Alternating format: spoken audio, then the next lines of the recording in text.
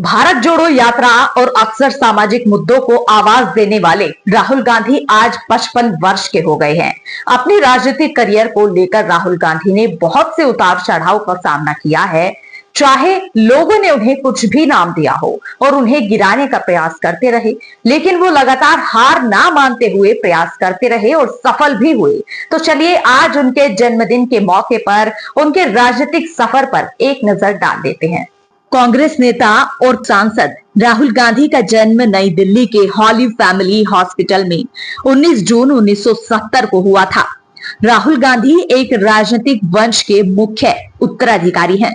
बात करें परिवार की तो उनके परदादा जवाहरलाल नेहरू भारत के पहले और सबसे ज्यादा समय तक प्रधानमंत्री रहे हैं। उनकी दादी इंदिरा गांधी भारत की पहली महिला प्रधानमंत्री थी और उनके पिता राजीव गांधी भारत के सबसे युवा प्रधानमंत्री थे। राहुल गांधी को राजनीति विरासत में मिली है। राहुल गांधी ऐसे राजनेता हैं जिनके ऊपर गांधी नेहरू परिवार की विरासत को आगे बढ़ाने की जिम्मेदारी है। इस पूरे सियासी दौर में राहुल गांधी पर कई आरोप भी लगे। कई बार उन्होंने खुद को साबित करने की कोशिश की। हर बार विपक्ष के हमले को स्वीकार कर खुद में सुधार भी करते रहे हैं। विपक्ष की तरफ से लगातार उनकी योग्यता पर सवाल उठता रहा है। लेकिन क्या आप जानते हैं कि राहुल गांधी ने क्या पढ़ाई की है? राहुल गांधी ने अपनी प्रारंभिक शिक्षा दिल्ली के सेंट कोलंबस स्कूल से प्राप्त की। इसके बाद उनका दाखिला देहरादून के प्रतिष्ठित द दून स्कूल में कराया गया। राहुल गांधी ने प्रतिष्ठित हार्वर्ड विश्वविद्यालय के रॉलिंस कॉलेज फ्लोरिडा से स्नातक की शिक्षा पूरी की। उन्होंने कैम्ब्रिज विश्वविद्यालय के ट्रिनिटी कॉलेज से एमफिल की डिग्री प्राप्त की है। इस प्रकार राहुल गांधी एक उच्च शिक्षित राजनेता है। इनका राजनीतिक सफर 2004 में अमेठी से शुरू हुआ था। उन्होंने भारत जोड़ो यात्रा और भारत जोड़ो न्याय यात्रा के माध्यम से सामाजिक न्याय के मुद्दों को उठाया और पार्टी को मजबूत बनाने का प्रयास किया। राहुल गांधी आज 55 वर्ष के हो गए हैं। मौजूदा समय में वो देश की सबसे पुरानी राजनीतिक पार्टी भारतीय राष्ट्रीय कांग्रेस के प्रमुख चेहरे हैं। नेहरू गांधी परिवार के वंशज के रूप में जन्मे राहुल गांधी ने 2004 में भारतीय राष्ट्रीय कांग्रेस के साथ अपने राजनीतिक सफर की शुरुआत कर ली थी। उनका ये सफर वैसे तो काफी उतार चढ़ाव और चुनौतीपूर्ण भरा रहा है। इसमें उन्होंने पार्टी को लगातार मजबूत करने और जनता के मुद्दों को उठाने का प्रयास किया है। 2007 में उन्हें कांग्रेस के महासचिव और 2013 में पार्टी के उपाध्यक्ष के रूप में नियुक्त किया गया। 2017 में उन्होंने पार्टी अध्यक्ष का पदभार संभाला, जो उनकी राजनीतिक महत्वाकांक्षा का चरम था। उनकी भारत जोड़ो यात्रा और भारत जोड़ो न्याय यात्रा ने देश में एकता और सामाजिक न्याय के मुद्दों को उजागर कर दिया। राहुल गांधी की सबसे बड़ी उपलब्धि उनकी जन केंद्रित पहल रही है। भारत जोड़ो यात्रा ने देश भर में करीब 4000 किलोमीटर की दूरी तय कर नफरत के खिलाफ प्रेम का संदेश फैलाया।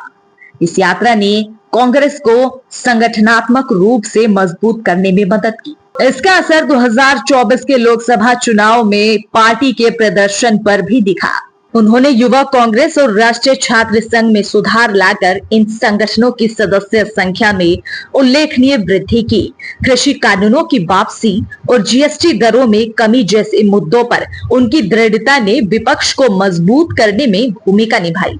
इसके अलावा उन्होंने बेरोजगारी, किसानों की समस्याओं और सामाजिक न्याय जैसे मुद्दों को राष्ट्रीय बहस में लाया। 2014 और 2019 के लोकसभा चुनावों में कांग्रेस की हार ने उनकी नेतृत्व क्षमता पर सवाल उठाए। 2019 में अमेठी से स्मृति ईरानी के हाथों हार उनकी व्यक्तिगत पराजय के रूप में देखी गई। 2019 के लोकसभा चुनाव में कांग्रेस पार्टी मात्र 52 सीटों पर सिमट गई। इसके बाद उन्होंने नैतिक जिम्मेदारी लेते हुए अध्यक्ष पद से इस्तीफा दे दिया। उनकी पप्पू जैसी छवि और वंशवाद के आरोपों ने उनकी लोकप्रियता को प्रभावित किया। मीडिया और बीजेपी की आलोचना ने उन्हें लगातार निशाना बनाया। खासकर उनके चौकीदार चोर है जैसे बयानों पर खूब विवाद हुआ।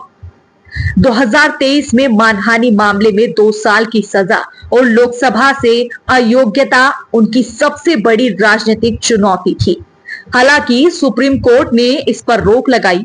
इन सब के बावजूद उनकी शैक्षिक पृष्ठभूमि, हार्वर्ड और कैम्ब्रिज से पढ़ाई और जनता के साथ जुड़ाव की कोशिशों ने उन्हें फिर से खड़ा होने का मौका दिया। राहुल गांधी लगातार कांग्रेस को पुनर्जीवित करने की कोशिशें कर रहे हैं। वे विपक्षी गठबंधन INDIA ब्लॉक का एक प्रमुख चेहरा है। हालांकि आलोचक उन्हें निर्णय न लेने वाला, अनिश्चित और कमजोर नेता मानते हैं।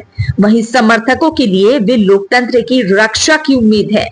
राहुल गांधी के सामने चुनौतियां उनकी नेतृत्व क्षमता और छवि को परखती रही है।